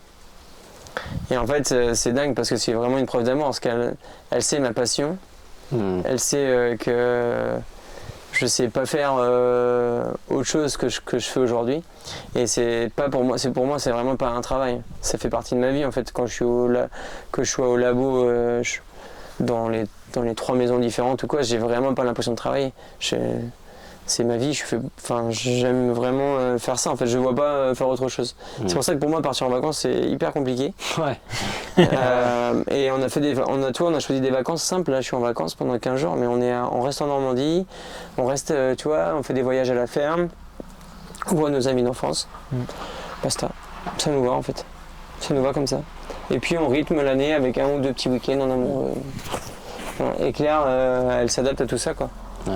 Et depuis le tout début, hein, quand je lui ai fait, quand on s'est mis ensemble, quelques semaines après j'ai eu un accident de voiture, donc j'ai été alité pendant 1 mois, puis après j'ai eu un corset de haut en bas là, j'étais comme ça, un peu comme A. Arnold là, tu vois, tout grand comme ça. Et le jour où ils m'ont enlevé le corset, j'ai même pas fait ma rééduque et je suis parti travailler chez Monsieur Fresson pour faire mon apprentissage pendant 1 an. Et Claire, elle a subi complètement. Tu vois, je lui ai dit, j'ai une place de dingue, j'ai une opportunité d'aller faire mon apprentissage chez Monsieur Fresson, j'y vais. Et elle a dit ok. Et après, je suis rentré, j'ai passé mon BTM, j'ai eu la place au Meurice. Tout s'est enchaîné. Et elle m'a dit ok. Et je suis parti au Meurice. Et en fait, on a fait en tout 4 ans comme ça à distance. Et elle m'a rejoint au bout de 3 ans à Paris, dans mon petit studio de 17 mètres carrés. On a vécu 5 ans tous les deux dans 17 mètres carrés à Paris. Voilà. Elle finissait ses études à la Sorbonne. Et tu vois, maintenant on a deux petits bambins là. Voilà, c'est super. Et puis elle s'entend hyper bien avec ma soeur, elle s'entend hyper bien avec ma maman. Donc voilà, c'est ce qui fait aussi que... La beauté du projet, quoi. Ouais, voilà, que tout est beau. Parce que justement, du coup, si on parle de Claire, mais aussi justement les 2 enfants, enfin, Hortense, elle est arrivée presque en même temps que Cheval Blanc. Cheval Blanc. Ouais, et Louis en même temps que Plein Cœur. Ouais. Du coup, pour faire les deux, le côté familial et le côté professionnel. Bah, il n'y en a pas, tout est lié. Hein. Ouais. Tu sais, moi, ce que j'aime à dire, c'est qu'il n'y a pas de. Moi, j'ai pas dit de professionnel et vie familiale. J'ai une vie. Tout est dedans. Et je conjugue au mieux pour que tout soit équilibré au mieux possible, tu vois. Et on est une équipe avec Claire, donc c'est sûr qu'il faut s'organiser. Et oui, on a ouvert Cheval Blanc. En fait, on a ouvert Cheval Blanc en septembre 2021. La même semaine, on a livré les premiers œufs à Paris. Après, en novembre, on a eu les premières récoltes de noisettes. Et en décembre, Hortense est née. Ça, c'était les 4 premiers mois. Septembre, octobre, novembre, décembre. Donc on a ouvert Cheval Blanc, les 4 restaurants, plus les œufs. 2 mois après, on a fait les premières noisettes et on a eu Hortense. Donc tu imagines, Claire, elle était enceinte de 6 mois, 7 mois, 8 mois, 9 mois. Et elle s'occupait de ça aussi. Tu vois. Donc pour te dire, dans la famille, il n'y a pas de sujet, quoi. Solide. Pas de sujet. Et on a eu la chance que la grossesse se passe bien, évidemment, sinon on n'aurait pas fait comme ça. Et puis quand on a fait Plein Cœur, on a déménagé pour habiter en face la boutique. On a déménagé, Claire elle était enceinte de 8 mois. On a trouvé notre petit appartement, l'école, pour Hortense pour sa première année. On a acheté Plein Cœur, on a acheté l'atelier aussi, cette année-là. Et puis forcément les projets de Cheval Blanc et Louis Vuitton continuent à grandir et s'épanouir, tu vois. Donc voilà, et ça se passe hyper bien, tu vois, il n'y a pas de sujet de trop travailler ou d'être en surmenage. Ce qui est beau, c'est qu'on a une équipe et que c'est toute l'équipe qui soutient ça. C'est tout un écosystème qui soutient tous ces projets. Tout seul, je fais rien, moi. C'est pour ça que je dis aussi, c'est pas mes desserts, ce sont nos desserts. Parce que ce qui est beau, c'est que tout le monde y contribue. Tout le monde participe à la créativité des desserts. Et voilà, moi je suis juste là pour guider, orienter,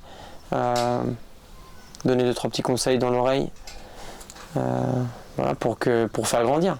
Parce qu'aujourd'hui, bien sûr, des idées, j'en ai 100 000. Ma mère elle me dit, t'auras jamais assez d'une vie pour faire tous tes projets, tout ce que tu as en tête.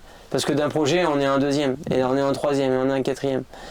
Mais c'est vrai que je suis un passionné et j'aime entreprendre et de concrétiser tout ce que j'ai dans la tête. Donc voilà. Bon, on a fait un beau petit tour. Honnêtement, si on voulait, on pourrait parler encore des heures. Mais il y a les pieux qui arrivent là. Ils arrivent, on les entend venir. Bon, on a une dernière petite question. Et je vous vois déjà venir à lister une dizaine de personnes, mais le but, c'est d'en choisir une. Si vous deviez choisir une personne vraiment qui a marqué votre carrière, que ce soit pro, perso ou autre, qui est-ce que ce serait? C'est ma maman. C'est sûr, mais 100 000. J'ai mes parents, mais ma maman encore plus, parce qu'elle m'a... En fait, depuis le tout début, elle a cru en moi. Mon papa est bien autant, évidemment. Malheureusement, il n'est plus là. Donc c'est facile d'en choisir qu'une, du coup, parce qu'il ne reste que ma mère. Mais quand j'étais avant le collège, je disais que je voulais être boulanger-pâtissier. Quand je suis rentré au collège, ma mère, elle a toujours voulu, et mes parents ont toujours voulu qu'on ait une bonne éducation. Du coup, elle nous a mis dans un collège privé. Et donc mes parents se sont vraiment sacrifiés pour qu'on puisse avoir, tu vois, payer l'école et tout ça. Et quand moi, j'ai jamais décroté, quoi, je voulais être boulanger-pâtissier. Et à l'époque, l'apprentissage, c'était 2004, l'apprentissage, c'était pas comme maintenant. Donc c'était pas tu vas être pâtissier, c'est un super métier d'avenir. C'était une voie de garagiste. C'était vraiment pas du tout valorisé. Et tous les élèves de ma classe, ils partaient tous en général et j'étais le seul à partir en professionnel, au point que le proviseur de l'école a appelé ma mère et j'ai eu un rendez-vous avec le proviseur en disant que Maxime, il a des bonnes notes, il va pas partir il faut qu'il parte en général, il faut qu'il ait passé son bac. Ma mère a dit, s'il veut être pâtissier, il fera pâtissier, en fait, c'est bien. Voilà. Et après, quand je rentrais de l'école, parce qu'au début, je n'étais pas en apprentissage, j'étais en école de boulangerie, donc j'avais les cours, et puis c'était la semaine. Et puis tous mes jours de repos, je faisais des desserts à la maison. Je refaisais tout ce que je faisais en école. Du coup, je faisais ça chez mes parents. Donc mon père, il m'a installé un marbre à la maison, un kitchen, enfin j'ai tout. Maintenant, j'ai tout. Je me suis tout acheté à faire de mes petits boulots ou quoi. Je m'achetais un four, du matériel ou quoi que ce soit. Ma mère, je pense qu'elle a payé. Elle a acheté 2-3 de ses payes dans les matières premières, tout ça. Mais surtout, tu vois, par exemple, je faisais Pâques. Je faisais mes moulages à la maison. Je les fais encore d'ailleurs, un Pâques. J'ai tous mes moules là. Et ma mère, quand je faisais ça, toi, je rentrais de cours, il était 19h, je mettais mon chocolat fondre, je faisais ma mise au point, je moulais tous mes moules, je finissais à 22h, ma mère elle disait va te coucher. Et elle faisait le nettoyage. Ouais. Et tous les jours, elle voulait que mon temps il soit réservé à ma passion. Donc tous les jours, elle me lavait ma veste, mon pantalon, mon tablier. Tous les jours. Quand tu étais à l'école de boulangerie, ils acceptaient que tu aies ta veste pour 2-3 jours, la semaine même. Et ton tablier, tu le retournais ou quoi. Ma mère, tous les jours, j'avais un pantalon, une veste et un tablier repassé qui m'attendait pour mettre dans mon sac pour partir en cours. Voilà. Et ça, je peux te dire que quand je partais chez M. Fresson, je partais pour 15 jours, 3 semaines. J'avais toutes mes vestes repassées, nickel, dans ma valise. Mes pantalons, un tous les 2 jours.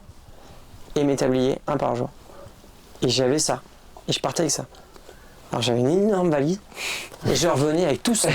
Hop, tout était crade. Et dis-toi que les premières, quand même, il faut comprendre que mes premiers apprentissages, c'était avec Christopher, à Argence, à la Grigne, avec monsieur et madame Christophe, qui étaient des patrons exceptionnels, qui sont... Monsieur Christophe n'est plus là, malheureusement, mais madame Christophe est encore là, et c'était des patrons exceptionnels, qui m'ont fait confiance et qui m'ont tout apporté, quoi. Tout ce dont j'avais besoin. Et Christopher, c'est mon maître d'apprentissage, mais c'est un de mes meilleurs amis aujourd'hui. Je lui dois énormément. Et avec Christopher, on n'avait pas de plonge automatique. Donc, j'ai fait 3 ans, la plonge était à la main. Quand tu dis t'as pas de plongeur, quand je dis au travail, on a une chance on est des enfants gâtés en fait. Parce qu'on a. On a les vestes qui sont repassées, lavées, le tablier, le machin. Mais à l'époque, mais même encore maintenant, c'est pas normal en fait. Ta veste, tu la nettoies, ton tablier, tu la nettoies. Et quand tu es en apprentissage, que tu fais la plonge à la main, et après que tu fais toutes les plaques noires, gratte et chiffon, au tout début, t'es un moitié minot, quoi. Donc tu fais frottman sur les plaques noires, le tablard. Le tablard, t'as une énorme trace de gras cuit inenlevable.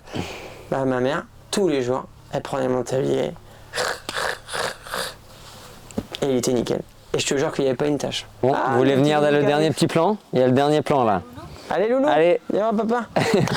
Attention. Viens là mon cœur. T'as bien dit papa. T'as bien dit papa. Tu veux méditer? Tiens papa. Oui, c'est mon grand. Je pense que c'est cet après-midi, j'ai vu pour la première fois un Normand qui aime pas la plage, qui aime pas le sable. Oui, c'est lui qui a peur du sable, c'est le petit loulou. Un petit Parisien maintenant, la famille Frédéric. Arrête, dis pas ça.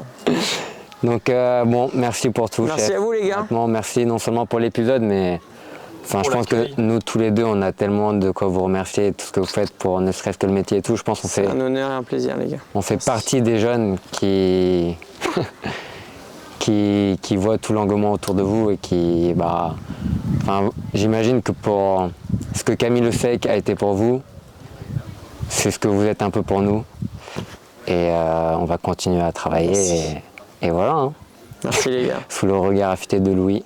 Loulou, il va il m'a donné le viseur. Il nous a donné le viseur là. Tu vois. C'est Elliot, c'est un peu une crapule. Et Clément, il est pas très fort avec la technologie. Mais on l'aime quand même. Merci les gars. Ouais, c'est un vrai bonheur d'être avec vous. On va aller voir les poulaillers, plein cœur, tout ça. Et vraiment ce petit à méditer là, c'est vraiment super. Et bravo pour ça parce que c'est vraiment. Déjà vous êtes passionné, ça c'est sûr. Mais au-delà de ça, vous avez l'amour pour le métier et pour les gens qui le font.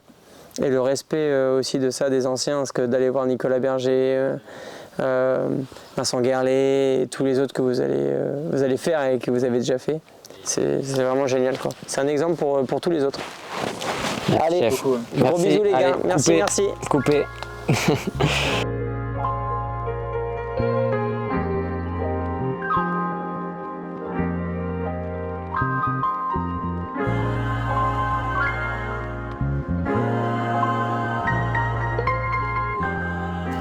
On dit comment?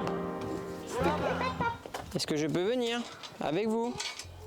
Oui, tu peux venir, mon cœur. Ça, c'est la récolte. Je pense que c'est d'aujourd'hui. Je pense que c'est mis aujourd'hui. Et là c'est la réserve. Vous les gardez combien de temps avant de les envoyer, du coup, dans les C'est différentes... toutes les semaines. Noémie, elle livre le mardi. Tu vois? Mais ce que j'aime bien, c'est ça, tu vois. C'est. Ouais. Tu vois, comme ça, hop. Ouais. Toute la diversité des alvéoles et tout. Ouais, c'est T'as ce que vu? je disais tout à T'as l'heure. vu, Boy? Ils sont beaux, hein? Tout ça et ça. Attention, tu fais pas tomber, hein. Tu tiens bien. Tu fais voir? C'est quoi? Des poules à tata. Et les couleurs, ça a une particularité, les couleurs des... Bah ouais, tu vas voir dans le champ, mais t'as. Ah, les des alvéoles? alvéoles. Souvent, c'est pour les tailles. Ok. Parce qu'on les mire, et donc des fois, t'as des petits, les gros, et voilà. T'as les verts, je pense que c'est comme ça que Noémie les trie. Tu sais, elle change un peu tout le temps. Et sinon, il y a des alvéoles, tu vois, par exemple, les blanches, c'est que pour l'hôtel. Ok. Tu vois, t'as tout le temps que des blanches. Ouais, toujours. Voilà. Donc elle se fait ses tris comme ça.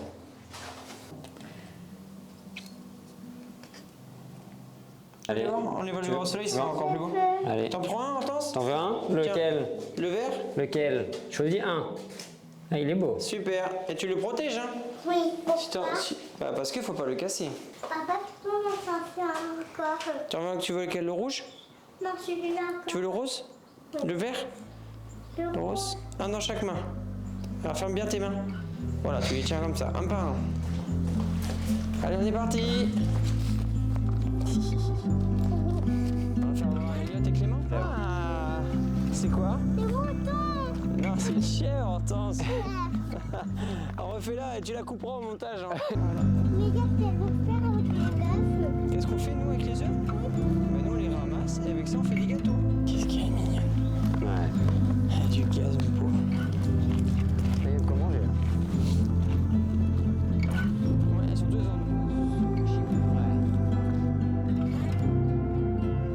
Et là, les Regarde. trous, c'est pour qu'elles se mettent dedans pour la chaleur ou... Ouais, c'est ça, elles se nichent. Ils font leur petit nid dehors. Poney, papa. T'as rien. Là, t'as une araucana. Petite, elle a pas de, tu vois, elle a pas de plume à la queue. Tu vois. Et celle-là, elle fait les œufs bleus. Après, les autres, là, les noirs, c'est les marances. Et elles te font les œufs couleur chocolat, comme à Hortense. Couleur chocolat. Ah bah j'en ai une. Voilà. Celle-là. Et comment vous les divisez par... parce qu'il y en a 3. Par âge. Elles vont être là 3 ans. Et après, on les revend aux particuliers. Et il y en a combien par enclos? En tout, on a 1500 poules et on les a divisées en 3 enclos. Regarde, elles font des galeries. Ah ouais. Et ça, c'est parce que c'est des poules anciennes. Tu vois, donc elles sont sauvages, elles font leur vie, quoi. Tu vois, elles font leur vie. Et il y a beaucoup de fermes qui travaillent avec des poules de race ancienne comme ça ou... Ouais. C'était pas évident de trouver alors peut-être... Ah bah non, c'est pour ça qu'on s'est marié avec des... Ça s'appelle Mademoiselle Chèvre. Et David et Myriam, ils sont collectionneurs de poules pondeuses. Et eux nous ont aidés à faire le cheptel. Et nous, on les a aidés avec leurs chèvres pour faire des glaces au lait de chèvre. Ouais, c'est marrant. Je leur ai donné 2-3 conseils et tout ça. Voilà. Et du coup, ils nous ont donné des conseils sur les œufs et les poules. Et nous, on leur a donné des conseils sur les... Tu vois, c'est un échange de bons procédés. Puis c'est des gens super. Et donc grâce à ça, tu vois, chaque fois, c'est des rencontres humaines qui font que la beauté des projets. Tu vois, elles sont bien, elles sont à 1 km de la mer. Ouais. On était à l'instant, là. Donc elles ont tout le calme et le côté sauvage aussi. Il y a beaucoup de vent. Voilà, et tu vois, tout autour, c'est vert. Beaucoup plus de place aussi, je pense que beaucoup de Alors, poules... imagine là, t'as vu comment c'est ratiboisé? Elles ont 5 fois l'espace de ce qu'elles devraient avoir en bio. Cette parcelle-là, c'était des vaches à l'époque, mes grands-parents ils avaient les vaches ici. Et Noémie, elle a dit on les mettra ici parce que c'est là où c'est le plus éloigné, le plus sauvage. Et on a pris la parcelle et on l'a divisée en 3. Ok. Voilà. Et donc on se fait pas soucier de savoir s'il y avait la bio, pas la bio, machin. 3 petits poulaillers avec 500 poules. Mais de base, dans l'agriculture biologique, c'est un poulailler, c'est 2000 poules. Ok. Voilà. Et souvent les exploitations ont 3-4 poulaillers, donc elles ont 8000 poules sur un élevage classique et nous on en a 1500 sur 3 poulaillers. Donc en fait, tu vois, c'est... Et vous voudriez en avoir plus par enclos ou vous n'y aura pas d'intérêt pour vous? Non, non, l'idée c'est qu'elles sont bien comme ça. Tu sais, c'est des belles poules, elles sont grandes, elles sont charnues. Les poules, t'as des petites cendrées, t'as des petites amarances. Attends, regarde, tu veux faire voir? Regarde. Regarde toute la collection des œufs. Attends, on va se mettre au soleil. Attends, on va se mettre là. Donc c'est pour ça que l'été, Noémie, elle laisse tout pousser. Comme ça, en fait, ça leur fait de l'ombre. Que les poules, elles ont besoin d'ombre. Tu sais pourquoi elles ont besoin d'ombre? Non. Le plus grand prédateur, c'est les rapaces. Ah ouais, ok. Et donc forcément, bah, si elles sont dans les fougères comme ça, là, bah, forcément, elles sont pas attaquées. Donc en fait, c'est pour ça que, tu vois, là, on les niche. Et en fait, bah, dès qu'elles voient une buse ou quoi qui vole, tac, elles se rapatent. Soit elles se carapatent tous à l'intérieur, si elles sont à côté, sinon, bah, si c'est trop tard, elles se cachent dans les buissons. Voilà, toute la diversité de la maison. Je vois bien le short. Tu vois bien le joli short de Muay Thai?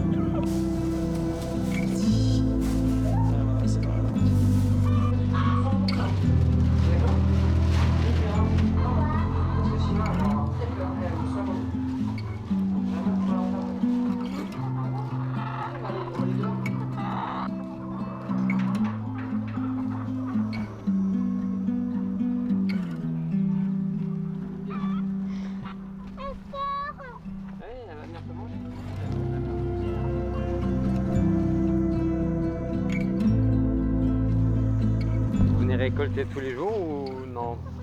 Les œufs? Ouais. 3 fois par jour. 3 fois par jour? Ouais. Ah ouais, ça pond. Et chaque poule pond tous les jours? Non. En fonction de leur âge, elles pondent plus ou moins, quoi. Là, celles-ci, elles sont arrivées au mois de janvier. Donc là, elles pondent quasiment tous les jours. Ouais, ça, c'est les plus jeunes que vous avez? Ça, c'est les plus jeunes. T'as les doigts? Non, les orties. Non, les orties, c'est parce que si on les coupe, après, elles n'ont plus rien pour se mettre à l'ombre. C'est beau aussi avec toutes les fleurs de chardon. Ouais. C'est trop beau. Il y a du coton. Ouais, ça va